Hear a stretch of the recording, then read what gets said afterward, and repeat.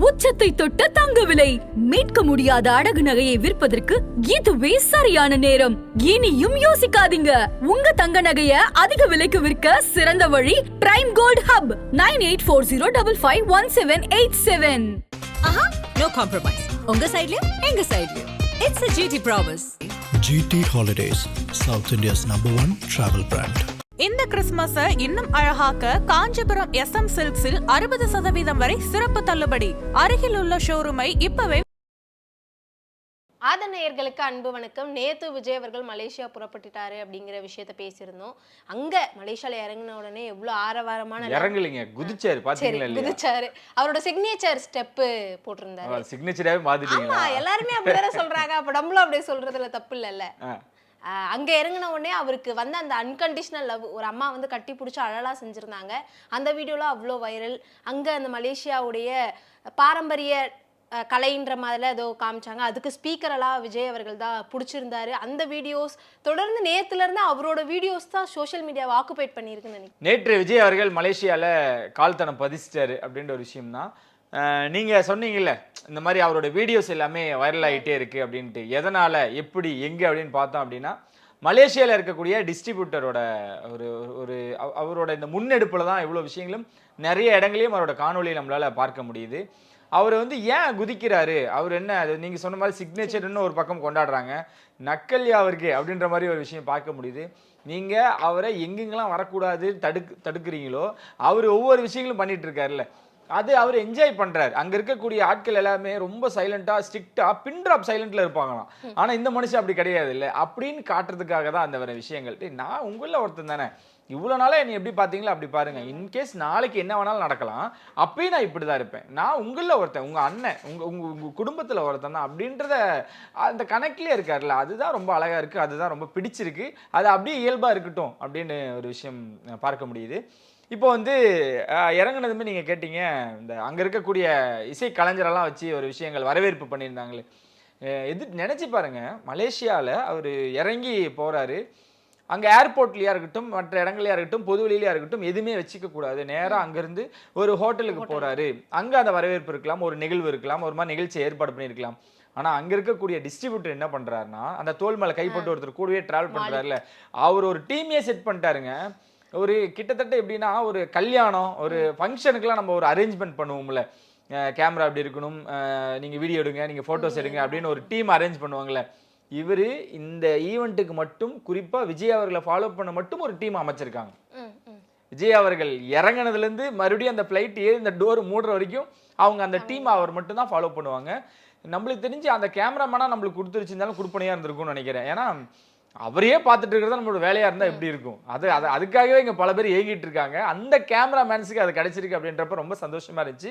ஒரு டிஸ்ட்ரிபியூட்டர் தானே, அதனால இவர்கிட்ட ஏன் நம்ம இவ்வளோ க்ளோஸாக இருக்கணும், ஒரு ப்ரொஃபஷனல், ஒரு பிஸ்னஸாக தானே பார்க்குறாரு அப்படின்னு அவர் தள்ளி வச்சு பார்க்கல. அந்த ஈவெண்ட்டை ஆர்கனைஸ் பண்ணுறவரை ஒரு தம்பி மாதிரி தோளில் கை போட்டு, கேவிஎன் ப்ரொடக்ஷனில் இருந்து கூட அவங்களுக்கு கூட இவ்வளோ அவர் ரொம்ப க்ளோஸாக அப்படின்ற விஷயங்கள் பார்க்கல. அவரோட ரொம்ப நெருங்கி, ரொம்ப அழகா, அதை சொல்கிறேன், இனிமையாக பழகக்கூடிய ஒரு ஆள் விஜய் அப்படின்றது எல்லாருக்குமே தெரியும். ஸோ அதை தான் மறுபடியும் அவர் நிரூபிச்சுக்கிட்டே இருக்காரு. இந்த குழந்தைகள் முன்னாடி ஆடிக்கிட்டு இருப்பாங்க, வால்யூம் கம்மியாக இருக்கும் ஆக்சுவலாக, இவங்க வைப்புக்கு இவங்க பண்ணுறதுக்கு அந்த அந்த ஆடியோ பத்துலேன்னு அவரு ஸ்பீக்கர் எடுத்து பிடிப்பார். எனக்கு என்ன ஒரு கோபம் வந்துச்சுன்னா, அவர் அப்படி பண்ணும் பொழுது ஒருத்தருக்கு இதெல்லாம் தேவையான ஒருத்தங்க எழுதுவாங்கல்ல, எழுதுனாங்க, அதுக்கு நம்மளுக்கு பார்க்கும் பொழுதுட்டே அவர் இயல்படாது, அவர் எப்பவுமே அப்படிதான். அவருக்கு இத்தனை கேமரா இருக்குன்னு கூட அவருக்கு தெரியாது. அவர் இறங்குறாரு, அவங்க பசங்க எல்லாமே ரிசீவ் பண்றாங்க, அதுதான் அவர் யதார்த்தம். அதனால எல்லாமே அன்பிளானடு. அவர் ரொம்ப சர்ப்ரைஸ், ரொம்ப என்ஜாய் பண்ணிட்டாரு. இறங்குனதுமே வந்து மலேசியாவால் மக்களா அதான் சொல்றேனே, அவர் எங்க போனாலும் அந்த இடத்த தன்னோட கோட்டையாவும் தன்னோட இடமாவும் மாத்திக்கிட்டே இருக்காருன்றத நிரூபிச்சுக்கிட்டே இருக்காரு. ஸோ நேத்து அவர் இறங்குனதுமே அங்கிருந்து அங்க அறைக்கு போற வரைக்கும் அன்பு அப்படியே வாரி வழங்கி கொட்டியிருக்காங்க. ரொம்ப சைலண்டா, ரொம்ப அழகா, அந்த சின்ன ஸ்மைலோட ரிசீவ் பண்ணிட்டே இருக்கிறதுன்றது அவருக்கு ரொம்ப பிடிச்சிருக்கு. நம்மளாம் அதை பார்த்துக்கிட்டு தான் இருக்கோம். ரொம்ப சந்தோஷமாகவும் இருந்துகிட்டு இருக்கு. நேத்து தங்கமகள் பாடல் வந்திருந்தது, படத்தோட 3rd சிங்கிள். ஆல்மோஸ்ட் அந்த பாட்டை கேட்டு எல்லாரும் வைப் பண்ண ஆரம்பிச்சிட்டாங்க. ஒரு பொண்ணுக்காக ஒரு அப்பா எழுதுனா எப்படி இருக்கும், அதுவும் விஜய் அவர்களோட வாய்ஸ்ல கேட்கும்போது இன்னும் ஆப்டா நிறைய பேரோட ஸ்டோரியாவும் அது இருக்கு. நிறைய பேர் கனெக்ட் பண்ண ஆரம்பிச்சிட்டாங்க. இப்போ அந்த ரிங்டோனு, காலர் டியூன்லாம் மாத்துறதுக்கான நேரம் வந்துருச்சு போல. பாடல் ரிலீஸுக்கு முன்னாடி நம்ம ஈசிஆர் சரவணன் அவர்களுமே வந்து வீடியோஸ் எல்லாமே அவரோட இன்ஸ்டா பேஜில் போட்டுட்டு இருந்தார். ஏன்னா அவரு, நெல்சன் அவர்கள், புஷி ஆனந்த் அவர்கள், இன்னும் நிறைய பேர், பிரபுதேவா அவர்கள், அவங்க இருக்கக்கூடிய வீடியோஸ்லாம் இங்கே இருக்க ஆட்களுக்கு எப்படி அந்த பசி தீரும், அவங்க பேஜஸில் எடுத்து போடும்போது நல்ல வேலை இந்த மனுஷனாவது அதை பண்ணுறாருன்னு ஒரு பக்கம் மகிழ்ச்சியாக இருந்தாலும், புஷி ஆனந்த் அவர்கள் வராங்க. நம்ம இங்கே இருக்கக்கூடிய மலேசியா தோழர்கள் எல்லாமே இங்கே வந்திருந்தாங்க. எனக்கு தெரிஞ்சு இப்போ சமீபத்தில் நடந்த ஒரு கூட்டத்தில் கிறிஸ்மஸ் சமத்துவ கிறிஸ்மஸ் விழாவில் அந்த தம்பியை நம்ம மீட் பண்ணியிருந்தோம். இந்த மாதிரி சார் வராங்க, நாங்கள் வந்து எப்படி செலிப்ரேட் பண்ண போகிறோம் பாருங்க, எப்படி ரிசீவ் பண்ண போகிறோம் பாருங்க அப்படின்னாங்க. அதுதான் அங்கே நடந்திருக்கு. அவ்வளோ பூங்கொத்துக்களை கொடுத்து வரவேற்றிருக்காங்க. எப்படி சொல்றதுங்க, கிட்டத்தட்ட ஒரு தலைவர் ரேஞ்சுக்கு வரவேற்றிருக்காங்க அப்படின்றது பெரிய விஷயம்தான். இவங்களும் ரொம்ப நெகிழ்ந்திருக்காங்க.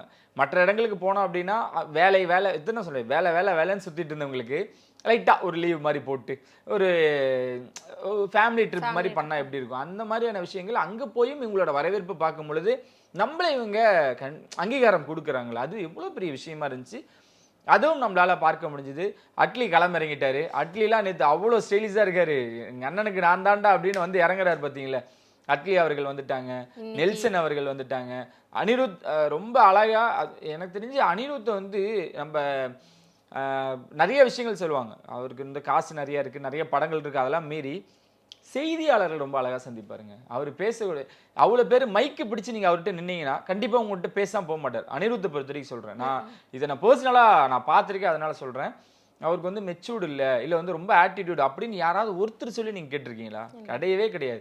அந்த மனுஷன் ரூம் மட்டும் அதிகமாக வெளியேற மாட்டார். வெளியே வந்தாருன்னா அவ்வளோ அழகாக பேசுவார். அதான் சொல்கிறேனே, அனிருத் வந்து ரொம்ப ஒரு மேஜிக். நீங்க மைக்க வச்சு நின்றுட்டு இருக்கீங்க, அனிருத்துக்காக வெயிட் பண்ணிட்டு இருக்கீங்க, நேரா வந்து உங்ககிட்ட பேசுவாரு, எப்படி இருக்கு, ஏதாவது ஒன்று பேசிட்டு போவாரு. பைட்டு கொடுக்கணும்னா அவர் கொடுத்துருவாரு உங்கள்கிட்ட. அதான் சொல்றேன், உங்களை சந்திக்காம உங்களை அவாய்ட் பண்ணிட்டுன்னு போவே மாட்டார் அனிருத். அதுதான் இந்த செய்தியாளர்கள் பேசும்பொழுதும் இது லாஸ்ட் சான்ஸ், நான் இது எப்படி நான் மிஸ் பண்ணுவேன். எனக்கு பெரிய ஸ்டார்ஸ் எல்லாமே அனிருத்தோட ஒரு கனெக்ட்ல இருக்காங்க. இப்போ நிறைய யங் மியூசிக் டைரக்டர்ஸ் வந்திருக்காங்க, லெஜெண்ட்ஸ் இருக்காங்க, எல்லாமே இருக்காங்க. ஏன் அனிருத்தோட ஒரு ஒரு டச்சில் இருக்காங்க, அது ஒரு கனெக்ட், அது கனெக்ட்னு மீறி அது ஒரு ஒரு ரிலேஷன்ஷிப் அப்படின்னே கூட எடுத்துக்கலாம். தனுஷுக்கும் அனிருத்துக்கும் நிறைய வேறுபாடுகள், கருத்து வேறுபாடுகள் இருந்தாலுமே கூட அவங்களுக்குள்ள ஒரு லவ் இருக்கு, அவங்களுக்கு ஒரு பாண்டிங் இருக்கு. அதை உடைக்க முடியாது யாராலையும். இதுதான் ரஜினி சார்ட்டியம். ரஜினி சார்ட்டிலாம் போனால் அது பீக்கில் இருக்கும்.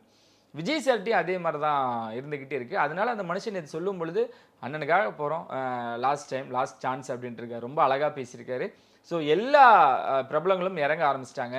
சிங்கர்ஸ் ஆல்ரெடி அங்கே தான் இருக்காங்க. இன்னைக்கு காலையிலேருந்து ரிஹர்சல் போயிட்டு இருக்க போது, ஈவினிங் இந்த திருவிழா ஆரம்பிக்கும் போது நினைச்சு பார்க்க முடியாத அளவுக்கு இருக்க போது. நீங்க பாருங்க, ஈவினிங் தான் ஆரம்பிக்க போகுது. நீங்கள் காலையில் நான் ஒரு வீடியோ பார்த்துருந்தேன், 8 மணிக்கு உள்ள ஸ்டேடியத்துக்குள்ளே அலௌடுன்னவே 8 மணிக்கெல்லாம் வந்துட்டாங்களாம். அவங்க வந்ததே 8 மணி, ஏன்னா அதுக்கு அவங்க போகிறதுக்கு முன்னாடி ஒரு 1000 பேர் இருக்காங்களாம்.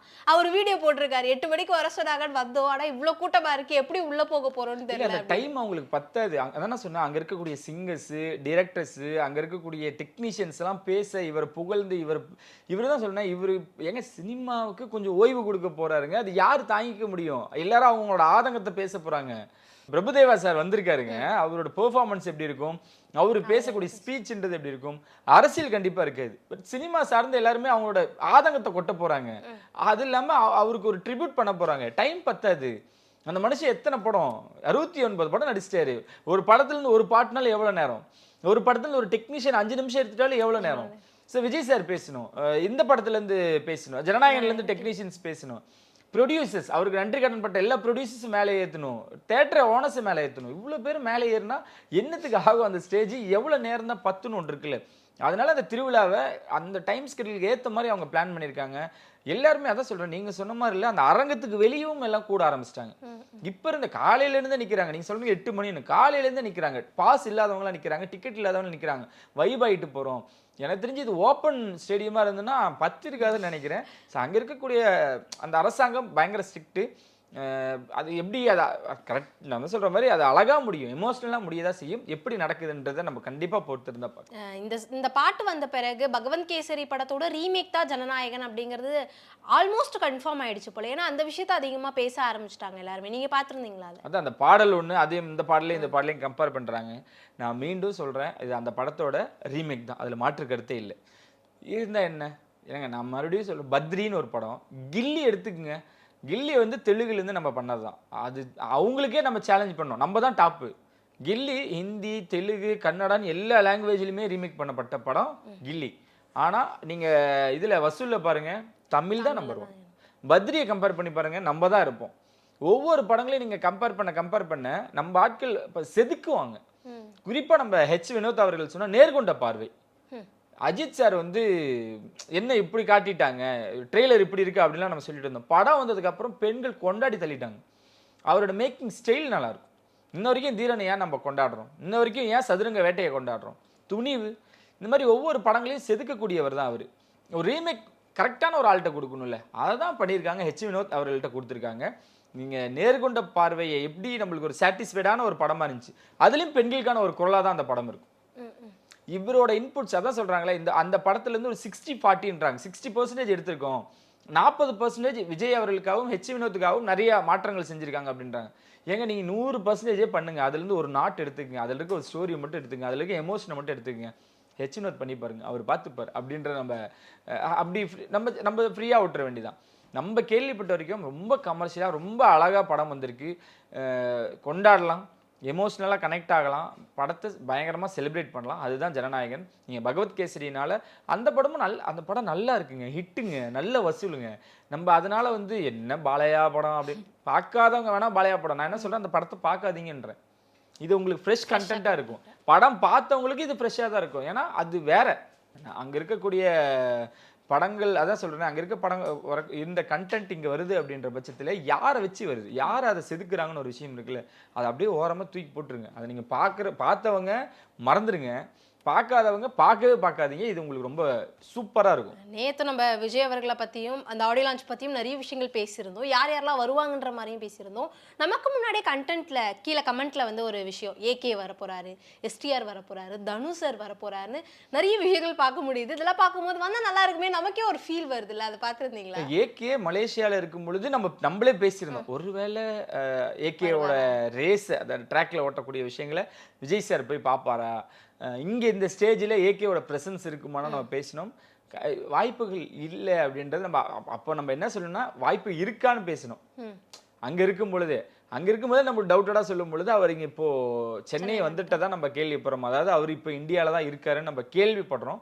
ஸோ ஏகே அவர்கள் 100க்கு 99% அவரோட ப்ரெசன்ஸ் ஜனநாயகனில் இருக்காது.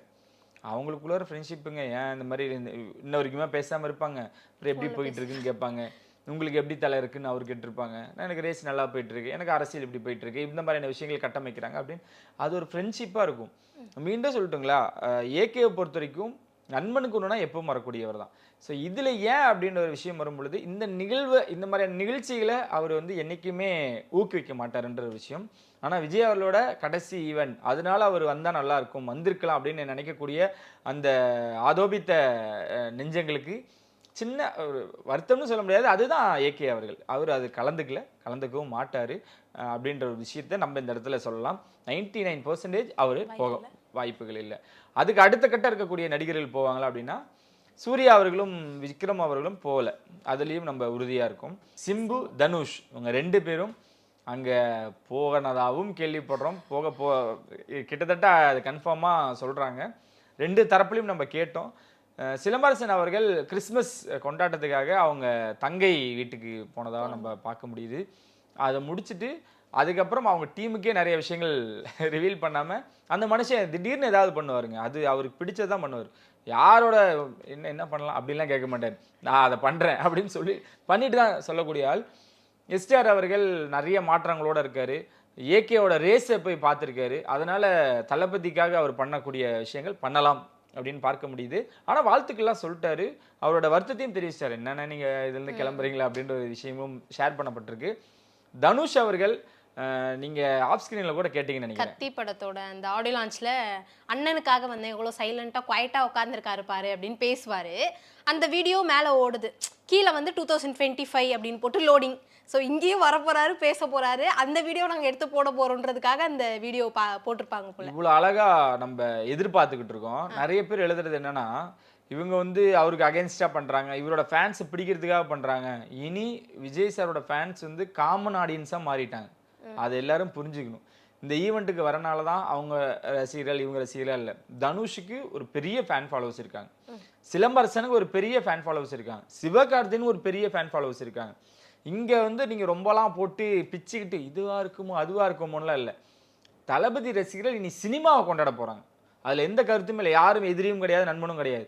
இன்னும் சொல்லணும்னா அது அப்படியே ஏகே ரசிகர்களாக தான் மாறும் ஒழிய இது வேற கட்சி தவறது இந்த மாதிரியான விஷயங்கள்லாம் அங்கே நடக்கவே நடக்காது. ஸோ தனுஷையும் சிலம்பரசனையும் ஏன் எதிர்பார்க்குறாங்கன்னா, அண்ணனோட கடைசி ஈவெண்ட்டில் கோலிவுட்டோட நிறைய பெரிய ஆட்களோட இன்புட்ஸ் இருக்க போகுது. அதில் இவங்க 2 பேரும் இருக்கணும்னு இவங்களே விரும்புகிறாங்க. வந்தாங்கன்னா கொண்டாடி தள்ள போகிறாங்க. அந்த அரங்கம் அதிர போகுது அப்படின்ட்டுல மாற்று கருத்தே இல்லை. பார்ப்போம் என்னென்ன நடக்க போகுதுன்றது. இன்னைக்கு அடுத்தடுத்து நம்ம அங்கே நண்பர்கள்லாம் நிறைய பேர் இருக்காங்க, இன்புட்ஸ் கொடுத்துக்கிட்டே இருக்க போகிறோம். தொடர்ந்து இன்னைக்கு ஃபுல்லாகவே நம்மளுக்கு அதை தான் நினைக்கிறேன். பார்ப்போம்.